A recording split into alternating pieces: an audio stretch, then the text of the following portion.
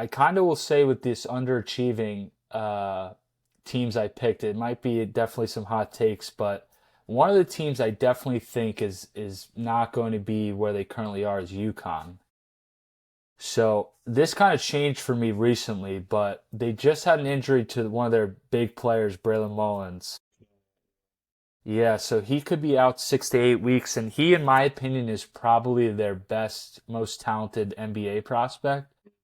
And then if you look at that team, other than him, I see some guys who maybe Alex Caravan, maybe a solo ball could get in that second round combo, but those are not guys that are surefire NBA prospects. And UConn last year really had a tough time, staying in front of guys, and that lead to their big guys getting in foul trouble. I do think Demery, the point guard from Georgia, is a huge upgrade there, and Yeah, I think he's a yeah. great defender. Hmm. However, they're going to have most lineups, I would assume, would be Demery now. It's going to be Ball. It could be, Jalen Stewart. It could be Caravan and Reed. And if those guys are, I wouldn't say outstanding defenders, and if, there's three or four guys on the court who are not really great defenders, it's hard for me to believe that you're going to be a top five team, right? To be a top five team, you got to be on both sides of the ball. You can't be really have one side just be so far below the other. Yeah. And I also think, an underrated thing for this team as well is they've had the amount of talent in terms of NBA talent they've had the past 2 or 3 years has been unbelievable with Klingon, Sonogo, Jackson. And without Mullins, they're not a team I think that has that same level of talent.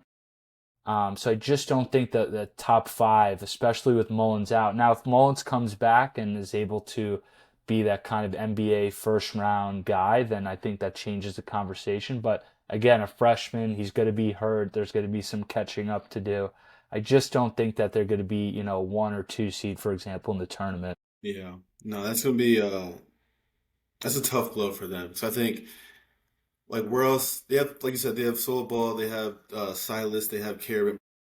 That Mullins kid, he could really shoot the, like he's a scorer. So I'm saying Yeah. obviously Solo Ball doesn't get his, Silas probably can get his, but like where else do you get that scoring from on the wing aspect? And right, because at the end of the day, also what we've seen with UConn in the past, especially with first year point guards, we saw with Tristan Newton, right? It took him almost the full year up Yeah, until the NCAA tournament to get yeah, going.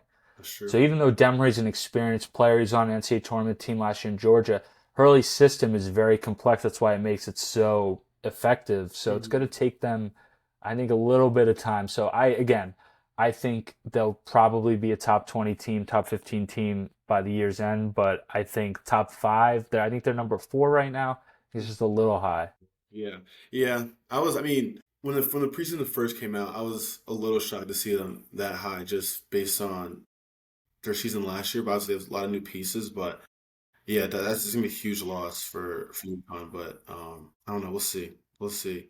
So you don't think you name some NBA players from UConn?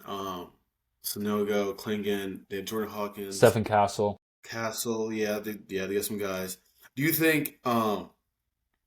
This kind of going off tangent a little bit, but do you think Hurley kind of develops these players in a sense to like get them to the NBA? 'Cause I don't know if like Jordan Hawkins, Cam Spencer are like NBA guys before coming to UConn. I think, that there was some development there at UConn which kind of got them to where they are now. Yeah, because I think if you look at the track record, right, obviously a Donovan Clingan and Stephen Castle coming in as great prospects. Okay, that's Hmm. one story. But again, Andre Jackson, Sonogo, Jordan Hawkins, those guys were not surefire when they got their NBA prospects. Cam Spencer was not a surefire. Alex Caravan, right, a possible NBA prospect.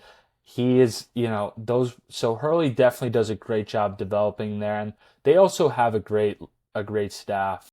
Kamani Young, Luke Murray, those guys do a great job. So I definitely think it's probably, yes, Hurley's had one or two guys that are 5-star and NBA prospects, right, from high school most likely, but he's done a great job developing them. Also, their system, they do a great job in the transfer portal, in high school recruiting of matching player style and what their strengths are to their system.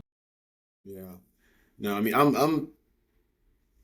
a huge advocate, I would say, for Hurley. Obviously people are on polarizing sides of it just because, how he is as a coach and stuff like that. But I do think like he knows what he wants. from his players. He knows what system he wants from his players. And I think he puts them in the right position to kind of get to Yeah, where he wants them to be towards the end of the year. So absolutely. That's why I can't. You can never count them out because even last year, yeah, how poor they were they're at right there. times, right? They were right there, Really, right there, right there. like right there. Yeah, No, I mean they'll be interesting. I think them in the Big East, this pretty solid teams in the Big East this upcoming year. I think it'll just be interesting to see how it kind of unfolds with them absolutely. and some other teams.